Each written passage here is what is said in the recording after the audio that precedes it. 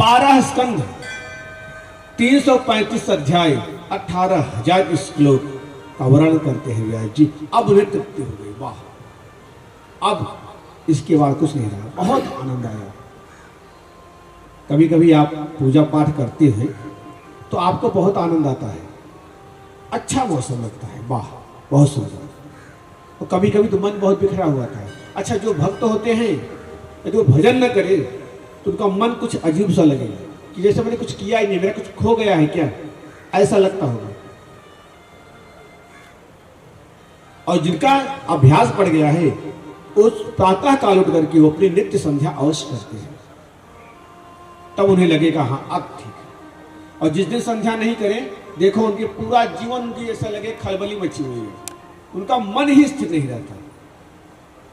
तो आज व्यास जी को ऐसा ही अनुभव हो रहा है, अब हम तृप्त हो गए।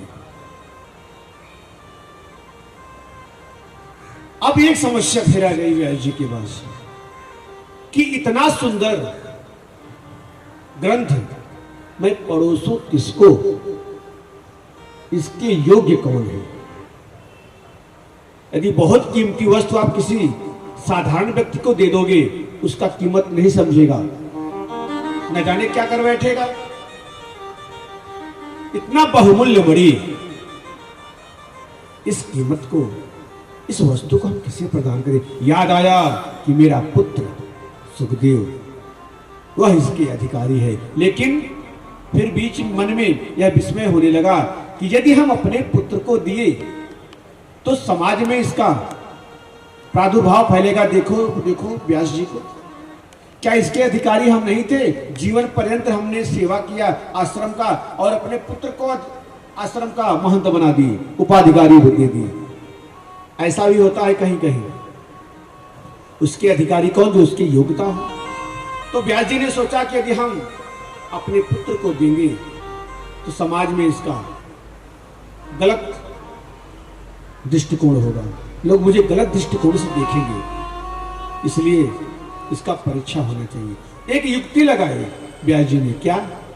अपने शिष्यों को एक श्लोक याद कराते हैं, इसे याद करो।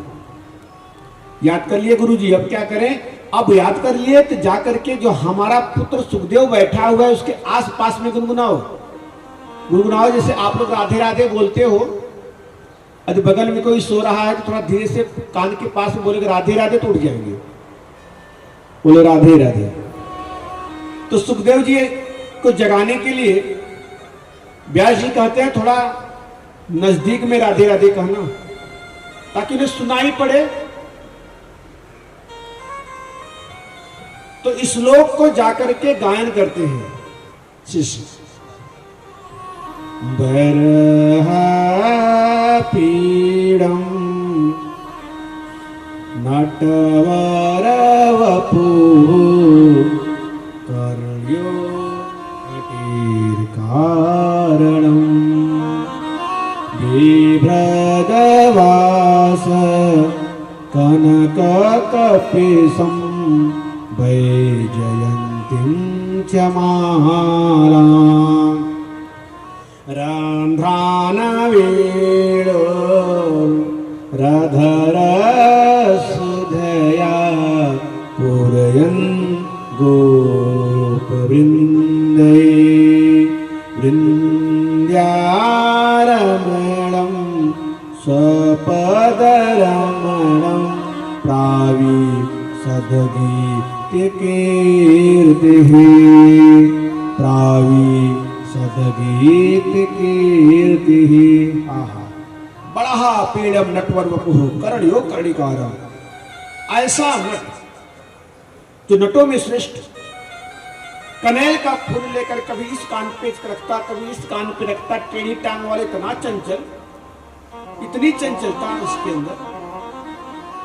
और नटों में श्रेष्ठ कौन? आप नट को देखा है आप लोगों ने?